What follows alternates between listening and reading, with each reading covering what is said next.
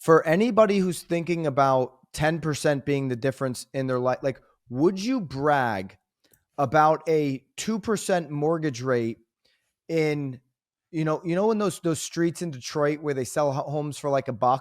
I don't know if they're still doing that. Would you brag about $100,000 home in the worst neighborhood in Detroit, but would you be bragging about your 2% interest rate there? Or would you be bragging about a $3.5 million home in Beverly Hills with an 8% interest rate? I mean, I'm going to brag about the Beverly Hills home, the Naples, Florida home, with an 8% interest rate that's worth millions of dollars before I brag about my 2% rate on a $100,000 piece of crap that should be bulldozed over. If you're not getting educated about local and national real estate news, market conditions, government decisions from the Federal Reserve like we had this past week, you're doing yourself and your client base a disservice. This is the Knowledge Brokers podcast.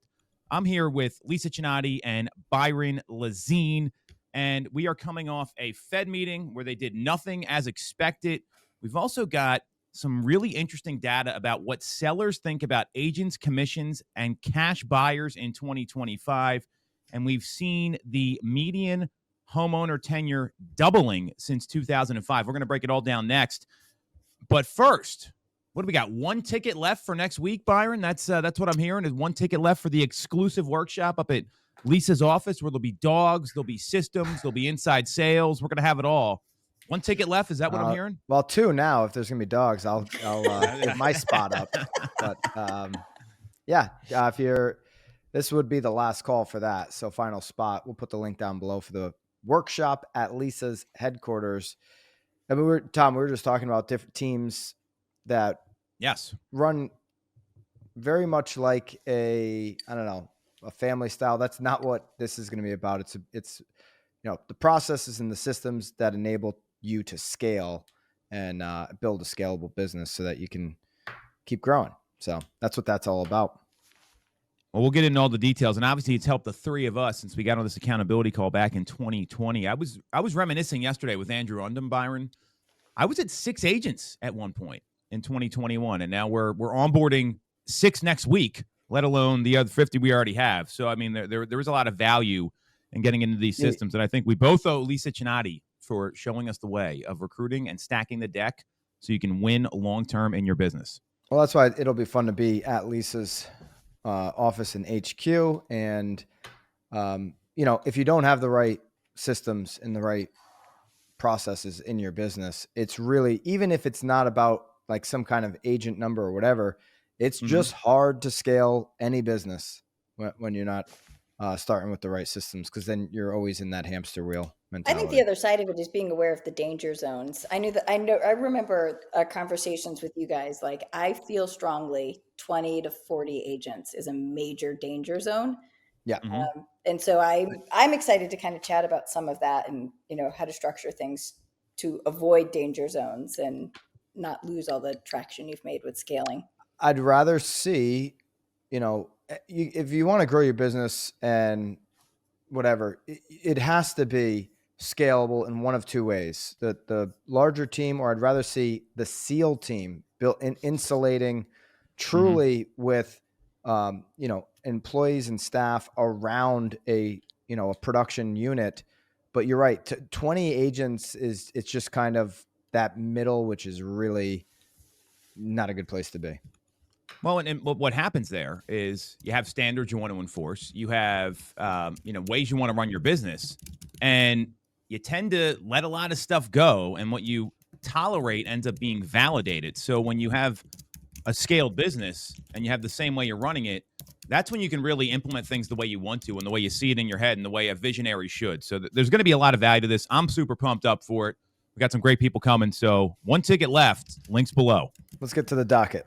All right. Excuse me. So Jerome Powell, they dusted him off. I think, Byron, don't they have their big retreat coming up in where do they go every Jackson year in Hole. August? They like Jackson Hole. Good for them.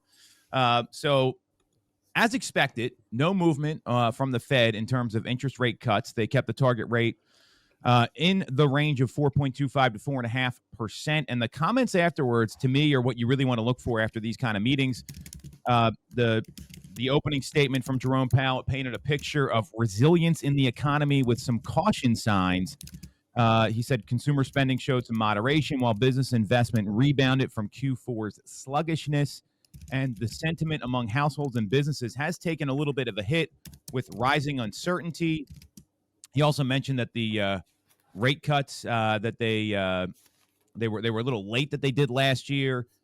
And, my takeaway, and I want to hear what you two think, because there was a lot of comments here. I didn't really address housing, is the market we're in, this is going to be the market for the foreseeable future. I mean, we're not going to get saved by Jerome Powell cutting rates where they're monitoring labor data very closely here. We saw another month that we talked about on the show a week or two ago that exceeded expectations with job numbers. So the takeaway for agents and consumers is this is what we're dealing with. Rates are going to be kind of in this range. The market's going to be behaving the way it has. So you can adjust your plan, your strategies, or cross your fingers and hope something's going to happen, which hope's usually not a good strategy. What do you two think?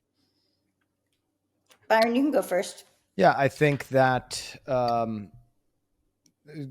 Powell sent out a warning shot to the administration of get some of these deals done, or you're going to see an economy that you don't want to be known for. And they did that through the word stagflation. You haven't heard Jerome Powell talk about stagflation all that much, but he said we're running the risk of going into stagflation, which is stagnant economy. I would argue we've been in a stagnant economy for multiple quarters. Jerome Powell says we had a strong economy all of 2024.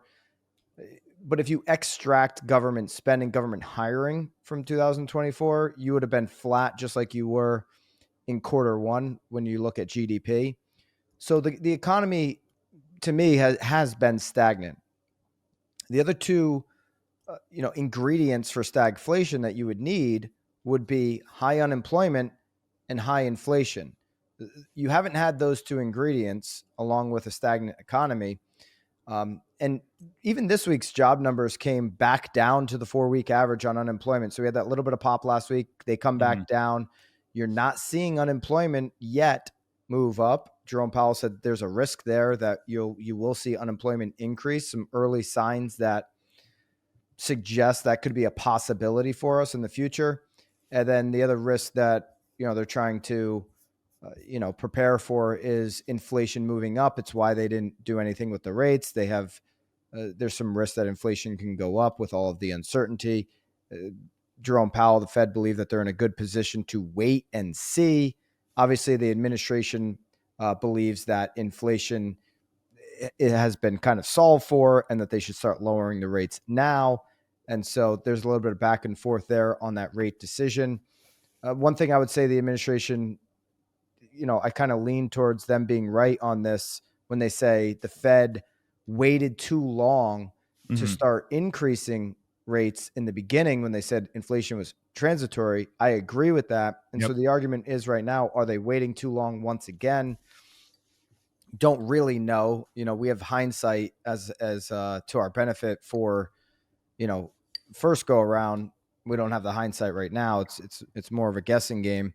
But I'll tell you what, this administration doesn't want to be known as the 4 years of stagflation. So you saw one deal get done this week with the UK. I think that's like cars and maybe some gas turbines. I don't think, I've never bought anything from the UK, I don't think. But it's one deal. We need the big deals to happen is my point. UK is not the big deal. That you're absolutely right about that. I think we need, Mexico, Canada, India. We know China's going to come. We need some of these bigger trading partners to, those deals happen. But it gives investors in the markets some more confidence. And so, but I'll tell you what that doesn't do. You see more trade deals. You're going to see what you saw this week. Treasuries actually go up, and the 30-year fix is going to stay elevated. And you're not going to have as much of an unemployment concern, which means the rates are going to stay higher for longer. The only way the 30-year fix moves down is unemployment moving up. That continues to be the clear signal we have right now. And I'll take the stance from the consumer side of it. I think as much as we wanted to see it change, I think that the messaging that is being used with consumers is that it's not going to change in either direction good or bad, which means that it is what it is, right? And so the notion of waiting for rates to come down isn't really something that's going to be warranted anytime in the near future. And so if there's a need to move, a need to buy, a need to sell, there's no reason to delay it 1, 3, 4, probably even 6 months, because I don't think we're going to see any market changes in that time period that would warrant the necessity of, or risk of waiting, maybe is the better way to say it. So I think that there's got to be a lot of scripting coming out around how to coach consumers to see and understand that data so that they can make decisions without potentially putting themselves in a position where they regret it or cost themselves opportunity and money. Yeah. I mean, the uncertainty is holding a lot of people back. We're at the 1995 level on mortgage application data. Yep. Well, in 1995, you also had 8.5% 30-year fixed rates. And since 1995, home values have gone up over 300%. Okay. So if you're thinking about, pausing, our consumers, our clients who are thinking about waiting for things to get better, that's typically when you see those big increases, when everybody has now come to the realization that they're more confident and you have more confident competition. Like, do you want to go up against a really, confident team who's dialed in, or do you want to go against some JV scrub, right? Like right now you can go out into the market and you got a lot of JV scrub competition happening from a consumer standpoint. You just don't have the abundance of, competition that you had a few years ago. And so this is typically where the opportunities are. Long-term, the appreciation is pretty clear what's happened over the last 30 years, and under 7% on the 30-year fixed historically. It's actually pretty good. I mean, listen, Lisa, will you let me borrow $500,000? I'll pay you 2% over 30 years. Why would you do that? Nobody would do that. Why would anybody hand out a mortgage at 2%, 3%, 4%? They can make more on that money. Right. So mortgages in the sixes, that's kind of where you get some yeses. Yeah, I think I'll lend for 6%, but for 3.5%, I mean, just ask yourself, would you do it? Right? Nobody wants a 3.5% return over 30 years. That's not very exciting. It's not exciting at all. No, it's not. And this is where there's some other data points I'd be looking at. We're going to talk about, obviously, home ownership, tenure. Chris Smith put out a tweet. I thought this was actually pretty brilliant. I don't know if you guys saw this, where it said, buyers waiting for the perfect time to enter the market are missing the point. And this is a conversation that agents really need to master and understand. The perfect timing formula, right? Some people say it doesn't exist. Well, it's when you find the right house, you can afford the payment, and you plan to be there for at least 5 years. That if you present that to consumers, it's going to clarify what's going on in the market right now. And I was on a listing appointment with, I think you guys both know, Sarah Timon from our team. And we're at the appointment and we get questions. Hey, how should we time the market? What's going on? All this stuff, right? The normal stuff. How can we time it to get the best result? And we went through the pluses and minuses. And then we stopped and she did a great job and said, hey, but forget all this data here. The only way to time this is what's best for your family and your household. And then we can reverse engineer everything else. And that's about motivation, like you said. And you don't get there if you're not asking the right questions. And this goes for buyers and for sellers. Byron and I did that role play on Tuesday, and I got a major takeaway from this. I mean, this is why you got to get on these things and get better as an agent. Byron starts talking about what would it take not to consider blank. And I've been a big proponent of using, hey, I'm not sure if this is for you. But that was so direct. And I'm like, man, that is awesome. We are going to start using that. And then I had to practice it for a day to make sure I could get it out right, so I didn't sound like Tommy Boy when he's trying to explain the T-bone steak analogy. You guys know what I'm talking about. That's what happens when you don't practice your scripts.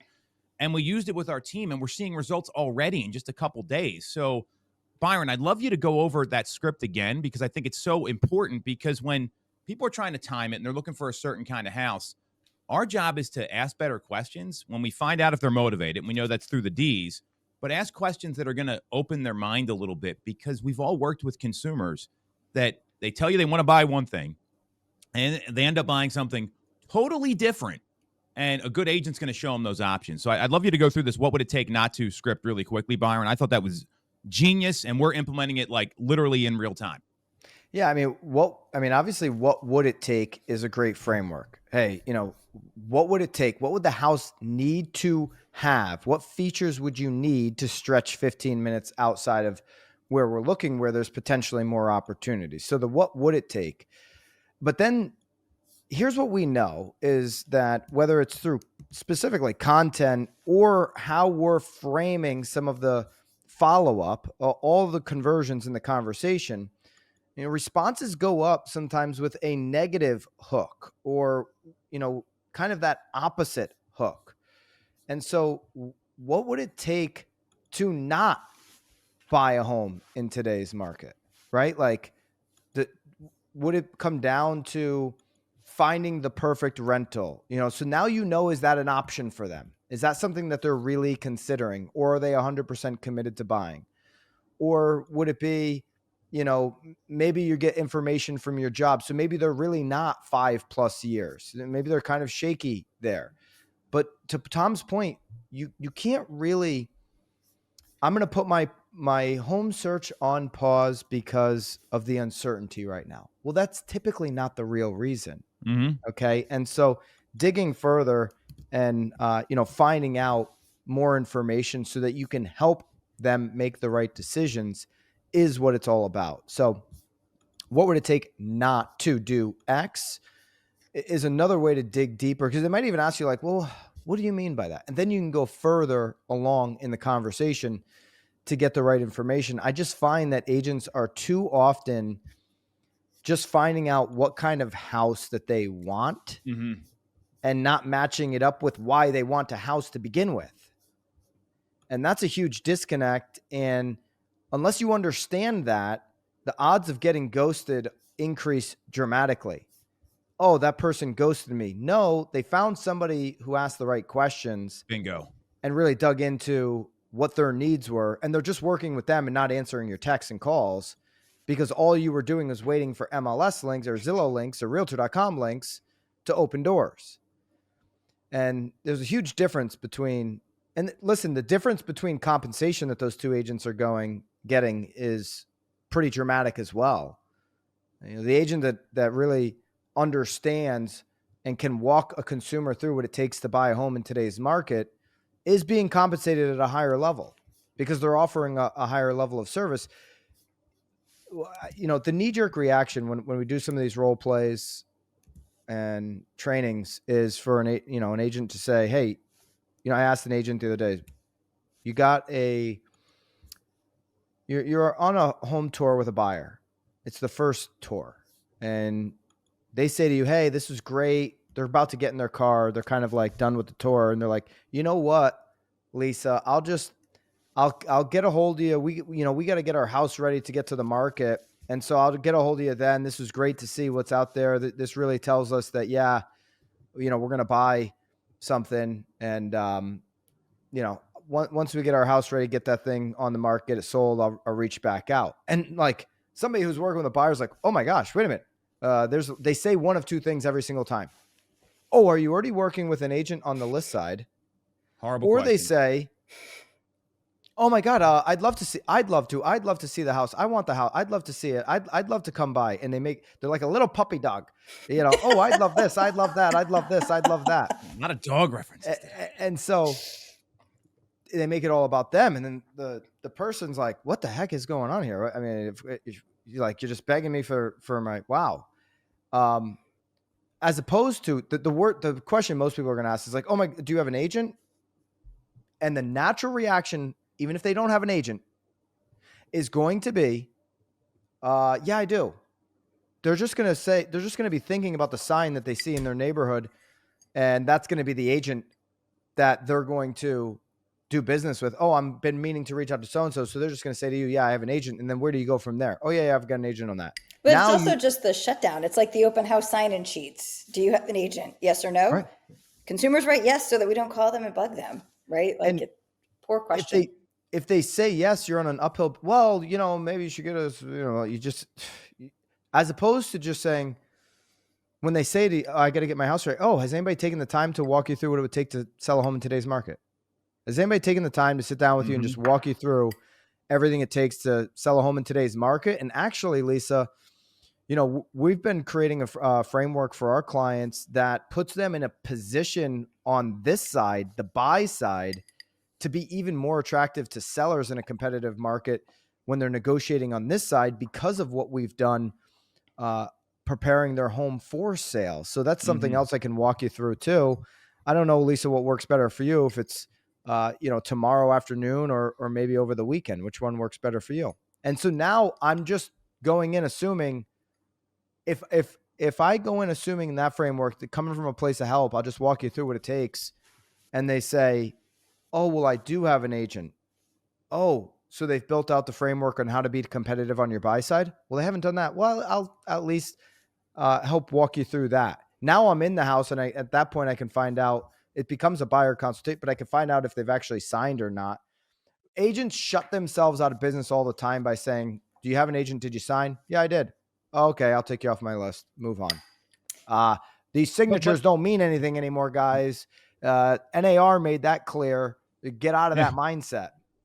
But they don't ask questions about what the consumer actually cares about. That's what this is really all about. Like it's when you make it about you and not about the person, not even the property, the person. Yep. That's where and everyone talks about like empathy being this superpower. I'm a big believer it's actually compassion, which is a little bit different because like you're compassionate about what you're doing, the value you're bringing. You're compassionate about helping people.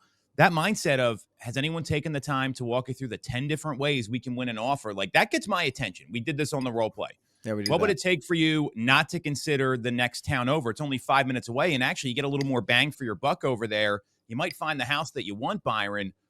These are the things that are going to pique people's attention. Not, can I come over your house? Have you already signed? Are you pre-approved? Another one. I mean, it's all about the agent there, and that's why this scripting is so important. And you really got to get clear on, this is the market we're in. So you got to get deeper on who's actually motivated, because it's not going to be like 2021 where people were moving because the market said it was a good time to move. They're moving because of life events. And once you understand that as an agent, you're going to be way ahead of the 87% that fail. Well, Tom, Lisa, what do you think? We have it on the docket. This kind of ties in to that. Lisa, I'll let you. I got a super masculine voice. For some reason, it must have been a frog in my throat. I sounded like Byron. Well, Lisa, that document that you were talking about with the sellers think about agents, commissions, I mean, this kind of ties into all of that on how to. But take it whatever direction you want. I won't speak for you.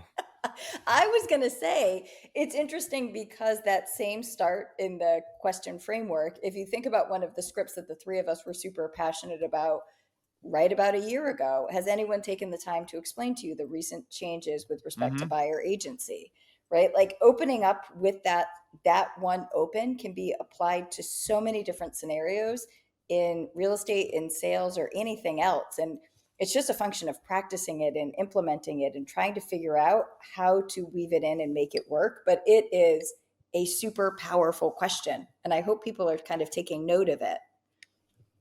And once the whole purpose of being able to walk them through is being able to help them, there's going to be a mistake that people make right now. They're going to jump into, I have a 3-phase marketing strategy. I have this, right? Yep. And it's no, has anybody taken the time to walk you through? Then you present the strategies. Then you work on, what framing is going to be best for them to build out their home sale. Well, and I think one of the other things we've been role playing within the team are the 3 questions. And again, those 3 questions, be it buyer consult or listing appointment on the seller side, understanding the client's experience first, right? Has the client bought or sold a home in the past? Are they in the same situation where maybe they sold a home, but they didn't need to coordinate a buy sell at the same time, right? Understanding what the client wants to learn in that listing appointment, right? I'm super passionate about the fact that we've got to ask consumers, like, what's the biggest thing that you're hoping to learn today while we're sitting here together? Because for some folks, it might be that marketing process, but for other folks, it could be how to make the timing work in that buy sell, how to equip themselves so that they are in a position when that dream home comes on the market that they're ready to go, right? And then the third question that we've been leaning into is, what is the most important thing in the agent, right? We're not a one size fits all solution. We're like shoes. I like my size 38s, right? And so European. 38. All right. European shoes, my friend. I have shoes from London. Do you get them from the UK? That's my question. Maybe there's a UK import that'll affect I guess I your do shoe buy habit. stuff from UK. I buy my London shoes. I didn't even think about that. Harry's from London. Yeah, mine are usually Italian, but whatever. Potato, potato. Oh, Bobby wrote that in the note. He's like, your Harry's shoes. That's what you were Yes. talking. Yeah, my Harry's of London shoes. Yeah. I don't know what the sizing is, but yeah, that's interesting. Anyway, squirrel, back on topic. And so, for some folks, they want an agent who's a great communicator. Other folks want the market expert. Other folks want somebody with a great marketing plan. Other folks want, you can think across all sorts of different aspects, right? And I keep talking with our agents about if we sell something, a marketing plan, our ability to communicate, whatever. It all is like even going deeper on questions. The consumer who wants a great communicator, awesome. Tom, what does a great communicator look like to you? Because for me, it might be a text, but for you, it might mean I've got to pick up the phone and call you, right? For somebody who is 75 years old, it might mean that I drive over and have a face-to-face conversation with them every time that I need to have a conversation, right? And so I am super passionate that everybody needs to level up their questions and their question asking skills and their listening skills. Most salespeople talk too much, Lisa. It's documented. You get on these role play calls, and when you hear the agent doing like 90% of the talking, like that's you gotta just cut it off right there, and it's all about asking questions. So agents, past clients don't exist unless, of course, you're retiring in 2025. Then consider your clients in the past. But if you're building a business for the future, your clients are your clients. This is where Mosaic comes in, the client experience operating platform for you to manage the client experience. See, cupcakes are cute. It's a nice thing to do, but it won't keep a client tied to you for life. It's not going to bring the value to their home living, home ownership experience for years to come. CRMs work for lead generation, lead capture, and lead communication, while Mosaic helps you transform how you manage those relationships moving forward with the value that they actually need in their home ownership lifespan. So don't wait. Check out mosaic.io or find the link down below. You guys were talking about openers here, and you talked about what sellers actually care about. So Lisa, you sent over an article that BAM did. I thought this was really interesting about what the sellers actually want, because if you don't ask them, you're not going to know. And a lot of agents, they assume it's about fees or compensation or it's about price.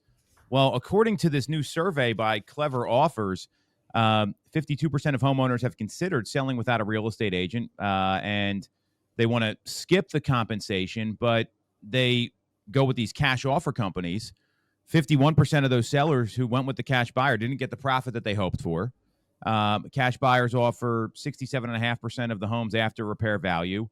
And, you look at what they actually want here. I think it's really important to focus on that stuff and what sellers are thinking about agents right now. Here's some of the stats. I want to get your reaction here.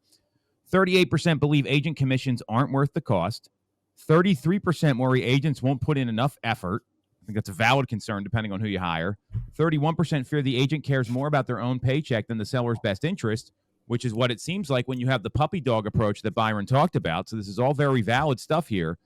And with cash buyers, 30% go that route to avoid commissions, 24% selling under a week compared to 11% with an agent, 54% skip all the home prep like the repairs, the staging, and the cleaning, and 27% of sellers who went the cash offer route regret it, nearly double the rate of agent-led sales. So when you see this kind of data, does that make you want to adjust how you're communicating with folks? Because I'm a big believer the data doesn't lie. The data leaves clues. How are you two approaching this, and what would that mean for you, your team, and agents you're talking to? Well, this particular data doesn't encourage me to adjust anything. Here's what I'll say about the first. There's a lot of good data in here, and I like to look at these as much as all of us do to really think about what's relevant right now, certainly in the consumer's mind. That's why we, not just real estate, but Wall Street, everybody's looking at consumer confidence scores right now. It's all relevant. Okay. But so Clever Offers, you look up what Clever Offers does. They're a discount brokerage. Yeah. Yeah. And so they come out with this headline stat of 52% of homeowners have considered selling without an agent. Okay, but 90+% of them don't. Okay, so like, I mean, I've also considered, taking steroids, but I've never done it. It's like, ooh, how could I get jacked? Well, I could take steroids, You know but anyone who's taking steroids? Do people even do that still? Like, is that a thing? but it's like a consideration for like a half a second. Then it's like, no, Byron, that would be really dumb to take steroids and maybe die when you're, 60 years old or something. I want to live. I want to be healthy. I want to play golf. I want to be vibrant. So I consider it for a half a second and then say, no, not a good idea. And I think that's what most consumers are doing. That's why over 90% of them are using an agent. It's like, should I sell my house on my own? And then they're like, oh, that means I'd have to do all the work, be available for all the showings, kind of coordinate those showings, trust that people are coming into my house that have been vetted and verified. I'd have to do the marketing. I'd have to know the appraisal process. I'd have to learn this on the fly. I'd have to like check in with somebody. Am I making the right decisions? Somebody that does it every single day. Oh, that's an agent. Oh, why don't I just use an agent? Because I don't need a part-time job. And I want somebody who does it more than once every 7 to 10 years, which would be me learning on the fly. I don't want to do the work. And so they might consider it for a half a second. And then they realize, see, like, clever, you're not being clever and cute when you try to pretend that people are going to do this job on their own. I'm just sorry. People don't want to do this job as much as you want to do it because these tech guys, listen, one of the reasons Lloyd and Rich said, hey, we're going to start Zillow, they had bad real estate experiences. They learned very quickly, we're going to build great tech to make agent even better so that they don't have the experience, consumers don't have the experience that we had. But they learned very quickly, you're not replacing the agent. Consumers they don't want this huge part-time job at a critical moment and learn it on the fly, something they do every 10 years. They just don't. So one thing that stands out to me and not enough people are doing from the data, and this highlights it, and when I say I'm not changing anything that, we're doing, is that sellers want options and they want to understand how those options benefit them. So if you're going into listing appointments with one commission compensation, as I try to only use now, if you're going into listings with one compensation strategy, you are so far behind what is happening.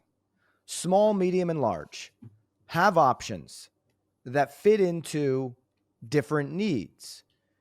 But at least present all of those and say, hey, option number one is certainly reserved for X, Y, and Z. That's not your strategy, but I wanted to walk you through it so you understood it and understood why it's part of our packaging. Let's focus in on maybe small and medium, more right-sized for you, and how we can maybe even personalize that a little bit for you.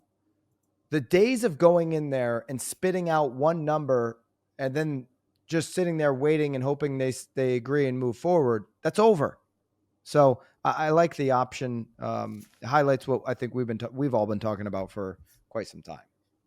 Lisa, you brought this article in, so what do you think? Yeah. So for me, it's kind of looking at it, and the reason that I kind of flagged it up is what intrigued me about it is the tie-in to what we've been talking about with the CCP stuff, right? And understanding when we talk about why sometimes sellers want to sell off market and, all of that, there is definitely some information in here. I think to your point, Byron, I think one of the things that agents should be doing is presenting options, not just in here's what I offer, ABC, but here's what we know are the options available in your marketplace, right? So like we know up here, we've got Open Door, and we know how the Open Door model works. We can still get compensated for Open Door.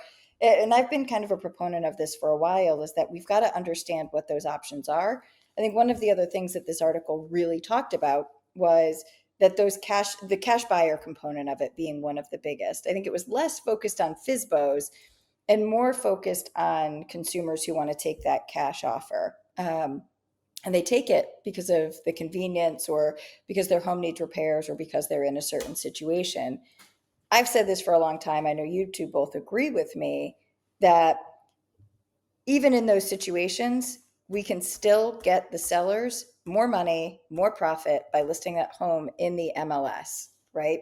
And I think we can often, I'd say 95% of the time in those situations, I can still accomplish by putting it on MLS a higher price and hit that tight turnaround for a closing date that those consumers need.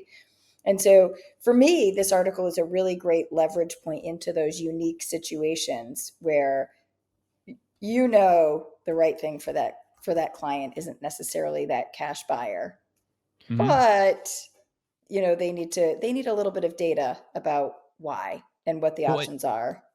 You talk about the data, Lisa. We just helped a homeowner in this situation where they had a wholesaler try to. She had a sheriff sale pending. Home expires from the market. We know the market over there pretty well, and they couldn't close it. They didn't know how. So the knowledge base here and your resources are really important because we've got a great short sale negotiator that we have closed many short sales that other people could not in the marketplace. So I get this woman on the phone, never met her. I explained to her, hey, here's the options. And she's looking at having a multi-$100,000 debt filed against her with a sheriff sale pending in 30 days. And this wholesaler totally blew it up for her. And a wholesaler cash offer told the same thing. It's that kind of group, I mean, to a certain extent. And because of the ability to educate her, to move quickly, Byron, you talk about speed all the time. Like we had this done within 24 hours. Like that's how fast you have to move here. And being able to educate them on that and saying, hey, here's the data. Here's what I'm clear we could sell the property for. We got her $40,000 more than what she was under contract for. Well, that's a big number. This is a sub $300,000 house, by the way. So that's significant money here. Mm-hmm. That's life changing for somebody. And do the math on that, right? What is the difference? Because one of the points in here was that consumers do it to avoid commissions. And what do we always say? A skilled agent helps a seller earn more than what they would be paying. It was 20% more, like on the button. And so on top of all that, she's not getting this debt filed against her. And this article here, and why Byron says change nothing, I could not agree with more. We gave options. I said, hey, one option is just go to sheriff sale and just walk away. That I don't know. I don't think it's a great option for you. It's an option. The second is you can keep working with this wholesaler who's never going to close. You've been through this a couple times. Or the third is, let's see if we can help you. Give me a couple weeks. And I knew, because we knew the market and we were able to price it appropriately. And it's in that sub 300 market, which is going to move fast. All of a sudden, we really helped someone there. And Byron, you talked about options. And the compensation language options are so important because when you go into these appointments, there's some people coming in going immediately to the bottom number on the listing side. They're saying we can do it for X. They don't even explain the options. Then you get some people that say, this is how we've always been doing it. We're going to go to Y compensation. And here's how we have to structure it. Then there's the agent that gives options. And when you spell out all the options, and I've seen this happen at listing appointments where they have the agents they're interviewing written down on a piece of paper, and they have all the compensation models that were presented. Well, I look at that and I say, okay, we're in a good spot here. And I explain it all. And people are like, wow, we didn't really know that. And all of a sudden, they see you're helping them, not just trying to get the listing. And I this is optionality. I don't even know if that's a word. Sam Hinkie used to say it for the Sixers. That's how you win. People want options. They want to see what they can do. Then they're going to make the decision that's best for them. So that advice from Byron is so critical right now because no one wants to feel forced to do anything. They may not like all the options. The options exist, and they can pick which one's best for them. I think it crosses more than just real estate too, though. For sure. Right. And I think it's just something, I'll say it again. We're in a sales industry and we don't think about it enough that we are in a sales industry. Right. Mm-hmm. And to your point with the compensation and the consumer who's written down the compensation models from other agents, think about consumers who are getting quotes for a home renovation. Right. Ooh. And they're writing down it's the same thing. Right. And there's always going to be some that pick the cheapest. There's always going to be a very few who pick the most expensive, but most people tend to get 3 quotes on that kind of stuff and gravitate towards what's in the middle, unless you can spell out why what you're doing at that high end is so warranted. So yeah, I love that. Yeah. One size does not fit all. If you're going to get an Uber, you got Uber Black, you got Uber X, you got, 3 or 4 different. Yeah. Comfort. You got 3 options there. I mean, if you're going to get Uber Eats, you can either get the guy who drives around with everybody's food, or you can have Uber One and have them give it to you direct. No other, I want to be dropped off first. Yep. Okay. And so you got these different options that fit for different consumers. Here's the other thing. We talk a lot about, Lisa, you said an agent's going to make you, more. Even if an agent is just, I don't think enough people talk about this. Even if an agent is making you just back the 2, 3, 4 points on the comp, Mm-hmm. and really, these attorneys, that are against the real estate industry, they think a house has a guaranteed price. No house has a guaranteed price. 1 week of mistakes can cost you 5-10% on the home's value. Yeah. Okay. Not having a strong representation on the buy side can get you to overpay 5-10 points in a hurry. Mm-hmm. So there isn't one perfect house, price for every single house. There's a huge variable. These aren't stocks. These are emotional moves, emotional decisions. And so the attorneys think, oh, who needs an agent? The attorneys, meaning like the settlement attorneys. A house is going to sell for what it's going to sell for. No, it's not, and it never will. Okay, because you have all of these different types of personalities wrapped up in the decisions. And Warren Buffett talked about it last week at his annual meeting. He's like, man, stocks are easy. I can go do a couple $100 million and it's going to close in 5 minutes. You have different phases of negotiation in real estate and emotions. It makes it messy. It can create big swings in what somebody's paying or is getting paid for their home. Even if the agent got the consumer to break even on the comp, it saves the consumer all that work and risk of making a huge mistake because they don't do it very often. It's like the agent who's thinking about 2 offices and they're like, well, I get 12% higher on a split. Yeah. And the difference between the 12% is you're taking your own photos, you're scheduling the photos, you're uploading to the MLS, you're creating the disclosure package, you're pulling the information from the town, you're doing your own TC work, you're the one picking the ads and trying to create the ads and trying to figure out where those ads go. You're the one scheduling the mailers in the mail campaign. You're the one trying to figure out the back end of Google to run a proper YouTube ad. That's just a few things. You're the one sending the paperwork to the lender, following up on the appraiser. And so it's like, yeah, but I'm getting 12%. Yeah, but you just took on all those jobs in when you're comparing what maybe you're going against comparing it on a sophisticated team or something like that. It's like, okay, you could have gotten 70 on the team, but you're fighting over 82 or 88 minus 6 or whatever the case may be. These are ego decisions. Listen, for anybody who's thinking about 10% being the difference in their life, like, would you brag about a 2% mortgage rate in, in those streets in Detroit where they sell homes for like $1? I don't know if they're still doing that. Would you brag about $100,000 home in the worst neighborhood in Detroit, but would you be bragging about your 2% interest rate there? Or would you be bragging about a $3.5 million home in Beverly Hills with an 8% interest rate? I mean, I'm going to brag about the Beverly Hills home, the Naples, Florida home, with an 8% interest rate that's worth millions of dollars before I brag about my 2% rate on a $100,000 piece of crap that should be bulldozed over. Okay. So you want to brag about your split and your business, which isn't growing, or do you want to brag about the money that you're making? Okay. The money that's actually coming into your account because you're helping more customers, helping more consumers, getting more opportunities because of all that work that's been lifted off your plate. And so the work, the time being saved, the trust in the work is valuable to consumers as much as, what they're compensating for.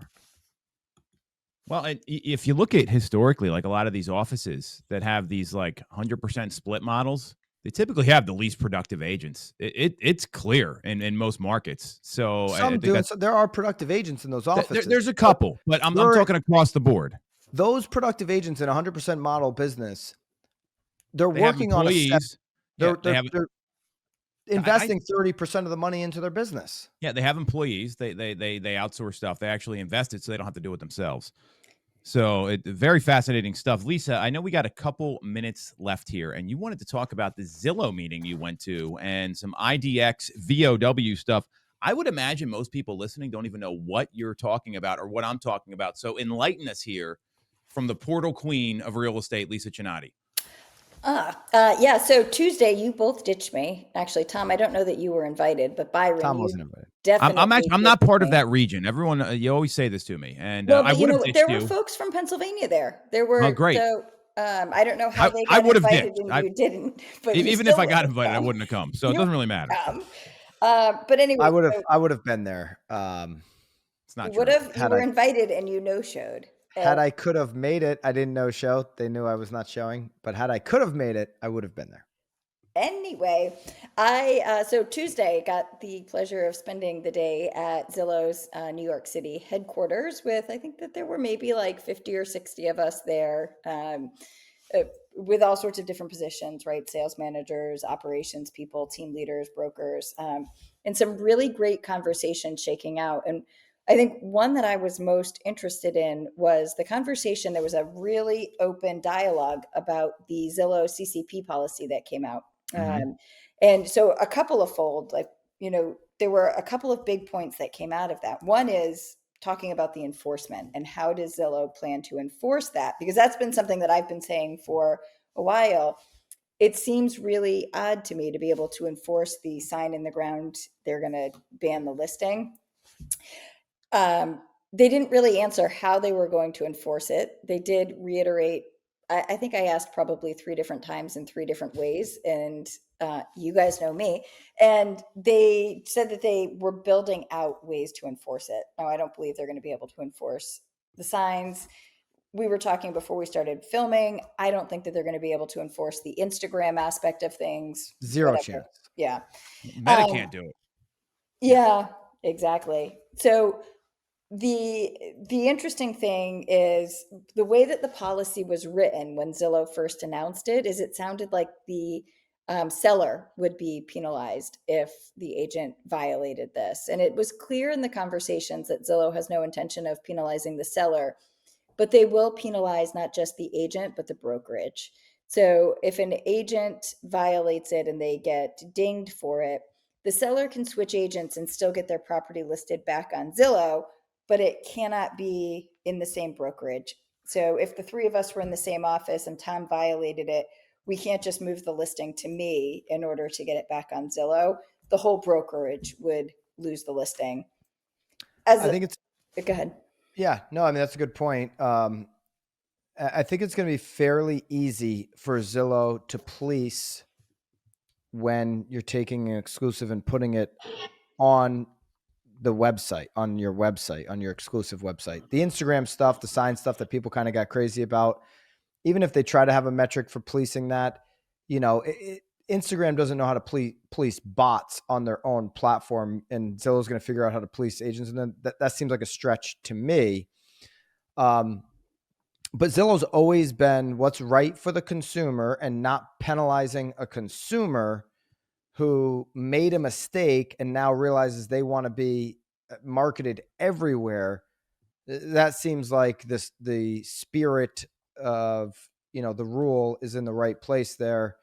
And listen, you can complain, oh, Zillow shouldn't be doing this, just like you can complain Compass shouldn't be doing that. They're both picking their business models. It's their businesses, and you got to adapt to it. And I don't have any problem with what Zillow's doing. I don't have any problem with Compass is making a decision that might hurt their customers, or maybe it benefits them. We're going to see it play out. We're seeing some instances like the LinkedIn story where it can hurt their clients. And then there's a lot of wins they're talking about. Zillow's going to make their decision. If they're legal decisions, it is what it is. It's business, baby. Right. Go ahead. No, go ahead. Okay. So then I was going to say the other thing that came out of this was there was a really big discussion about how Zillow is going to adapt to the changes in data feeding in both through IDX and VOW. And I think probably most people listening to this podcast understand what IDX is. It's kind of become the gold standard of how do we feed data back and forth from MLSs to websites over the years. I have been operating, we're in the middle of website transition. We've been operating on Real Geeks for many, many years, which functions off of IDX. I believe you two are both Sierra, which operates off of IDX. And that is, I think, what 99.9% of real estate websites focus on. The other aspect that comes into play is a feed that's called VOW. And VOW stands for Virtual Office Website Feeds, which is different than IDX. And some of the subtlety to it is that VOWs require passwords to be able to log in and access the data. And so from the two different aspects of this, one is to think about it from the Zillow side, where they're going to be able to capture some of those VOW feeds coming in. And a big part of the conversation was about the fact that consumers won't be, so you go onto Zillow right now, you can type in an address and you can see all the property details, and you don't need to sign in until you want to request a tour, right? Or see more detail.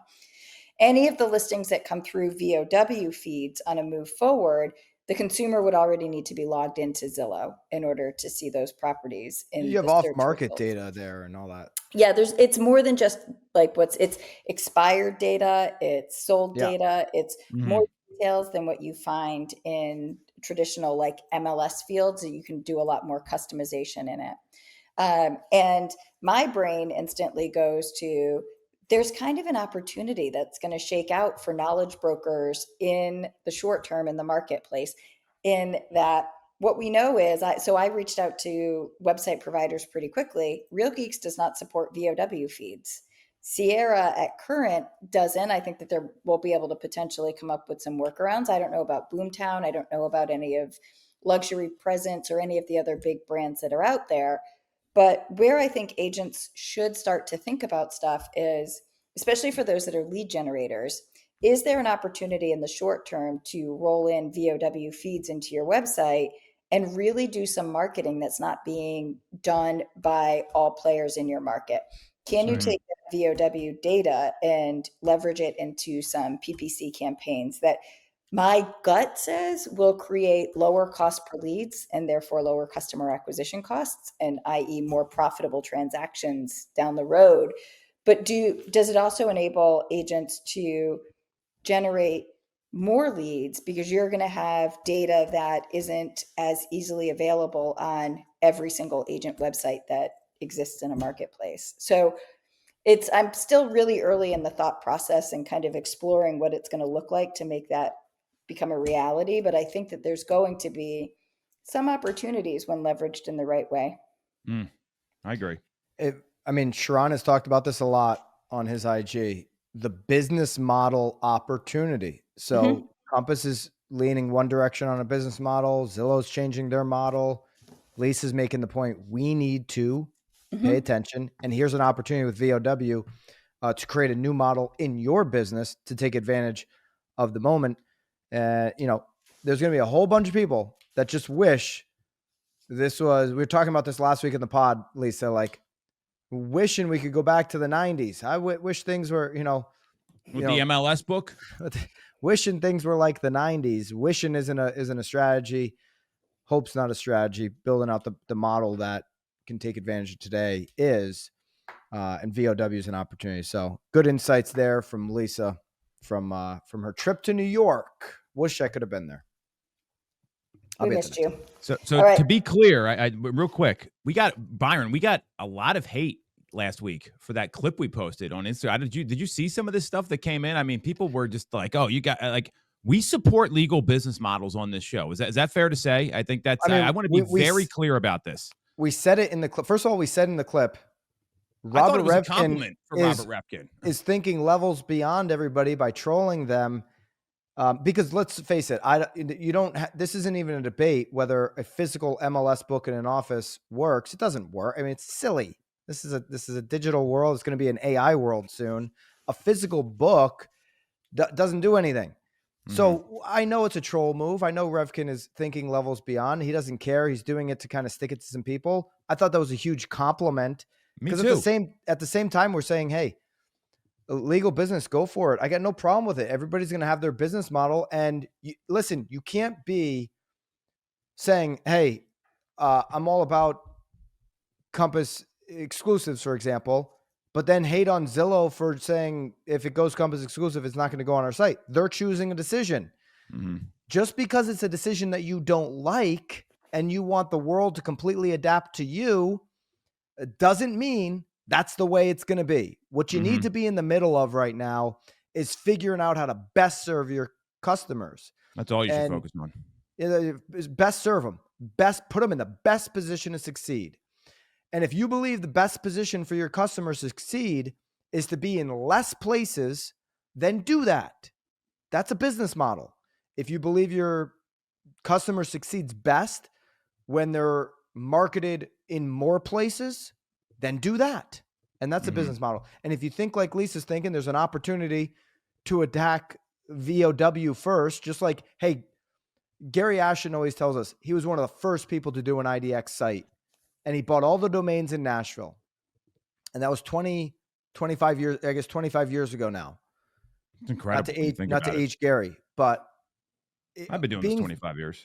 Being a first mover on IDX was really smart.